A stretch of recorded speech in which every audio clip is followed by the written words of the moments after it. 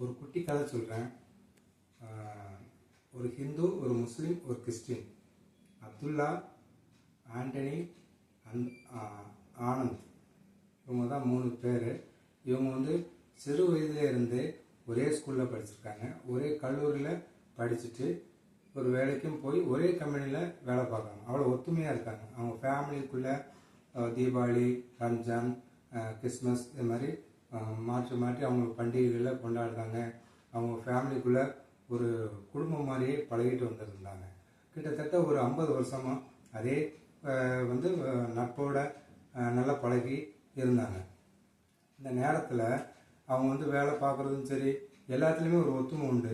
ஒரு விபத்துனாலும் சரி, ஒரு எந்த வித குடும்பத்தில் ஒரு பிரச்சனைனாலும் இவங்க அந்தோணி, அப்துல், ஆனந்த் இவங்கெல்லாம் மாறி மாறி சப்போர்ட் பண்ணுவாங்க.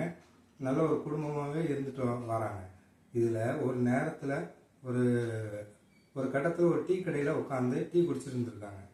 அப்போ என்ன ஆகுதுன்னா, ஒரு சின்ன தவறு நடந்துச்சு. அது என்ன தவறுனா, ஒரு நாய் அந்த ஒரு வடையை எடுத்து இதாகிட்டு அதில் அவங்களுக்குள்ள ஒரு பிரச்சனை ஆகி அது பெரிய ரிசீவ் ஆகி பெரிய ஒரு கலவரமாக மாறிட்டு.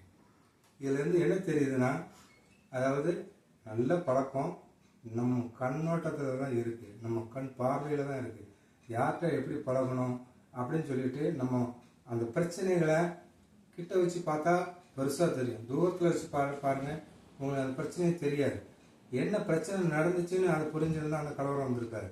இதே மாதிரி தான் நம்ம குடும்பத்துலேயும் சரி, மற்ற வெளியிலையும் சரி, பிரச்சனைகளை நம்ம சால்வாக, அதாவது எப்படி வந்தது, சின்ன பிரச்சனையை பெரிய பிரச்சனை ஆக்கக்கூடாது. அந்த பிரச்சனைகளை எப்படி முடிக்கலாம், அது எதனால் ஏற்பட்டுச்சு, அதை நீங்கள் ஃபஸ்ட்டு பார்த்துட்டீங்கனாலே இந்த பிரச்சனைகள் வராது.